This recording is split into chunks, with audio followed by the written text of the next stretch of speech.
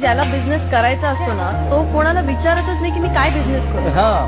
जो आपण जर दुसऱ्याला विचारतोय ना की मी काय बिझनेस करू मला सांग, तर तुम्ही बिझनेससाठी नाही बनलेला। कारण मला नाही वाटत की मी कोणाला विचारले, मला माहित होतं की मला हे करायचंय।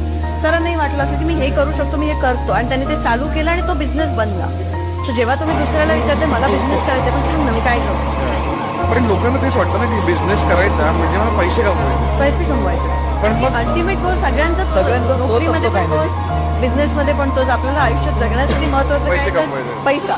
सो ते कोणत्या मार्गाने आणि तुम्ही कसे खुश राहून कमवाल ना ते बघा। नोकरीत मी खुश आहे, कमवा तिथून पैसे, बिझनेस करून खुश आहे, कमवा तिथून। तोच माणूस जास्त सक्सेसफुल होतो जो फास्ट ऍक्शन घेतो। जर तुमच्या आज डोक्यामध्ये आले ना तर उद्या तुमच्या वहीमध्ये लिहिलेलं पाहिजे की चल बाबा मला हा बिझनेस करायचा आहे। परवा दिवशी तुम्ही मार्केटमध्ये गेला पाहिजे त्याची चौकशी करायला की बाबा काय प्रॉफिट मार्जिन असतं, कुठून घेतात, काय घेतात, पटपट ऍक्शन घेतली पाहिजे। म्हणजे तुम्ही 10 लाखाची रिस्क घ्यायची ऐवजी 10,000ची रिस्क घ्या, पण उद्याच घ्या, उद्याच्या उद्या पैसे घालवा, पण तुम्ही कामाला सुरुवात करा। हा ऍटिट्यूड नसल्यामुळे, हा अप्रोच नसल्यामुळे मग मराठी मुलं मागे सह्याद्रीचा पत्तर मोडून जन्म आला तू निधडी छाती कोट स्वराच्या शिवशंभू